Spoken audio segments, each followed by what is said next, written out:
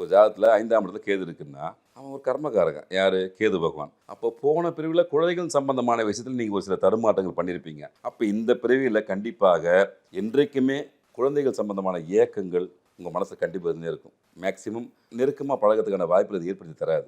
5ல் கேது இருந்தால் distance maintain பண்ணணும். எப்பவுமே குழந்தைகளை பற்றி ஒரு கவலை இருக்கும். ஏன்னா அந்த குழந்தை சார்ந்த விஷயத்தில் அவர் போன பிரிவில் ஒரு சில தவறுகளை செஞ்சிருப்பார்.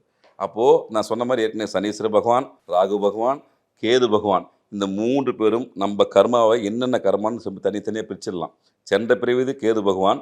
இந்த பிரிவில் நம்ம புதுசாக எடுக்க போகிற கர்மா ராகு பகவான். அவர் தான் பேராசை காமிப்பார், ஆசைகள் அதிகமாக காமிப்பார் ராகு பகவான். இப்படி செய்யலாம் அதை செய்யலாம் சொல்லி கர்மா உள்ள உழைத்து ட்ரை பண்ணுவார். எல்லாத்துக்கும் சேனடாக எல்லாத்தையும் பார்த்து ஒரு பகவான் யார்? சனீஸ்வர பகவான், நீதிமான். ரெண்டுத்தையும் பேலன்ஸ் பண்ணி நம்ம தீர்ப்பு கொடுப்பாரு. அப்போ இந்த 3 பேரை கணக்கில் வச்சு நீங்கள் போன பிரிவில் பண்ண தவறுகள் என்ன, இந்த பிள்ளை எதை நோக்கி போக போகிறீங்க, ஒட்டுமொத்தம் என்ன பண்ண போகிறாங்க, 3 பேரையும் கம்பைன் பண்ணி தான் அதுக்கான ஸ்பெசிபிக் கோயிலை கொடுக்க போகிறோம். தயவு செஞ்சு மக்கள் பயன்படுத்தியாங்க. எந்த விதமான காசு செலவும் கிடையாது.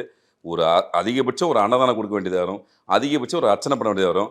நிச்சயமாக கர்மாவை குறைக்கிறதுக்கு இறைவனும் உங்கள் குலதையும் வழி காமிக்கும். ஆனால் முழுவதும் போகாது. கொஞ்சமாவது தப்பிக்கிறதுக்கான ஒரு வாய்ப்புகளை இதை உருவாக்கி தரும். MCR Pure Cotton Club, formals and casual shirts.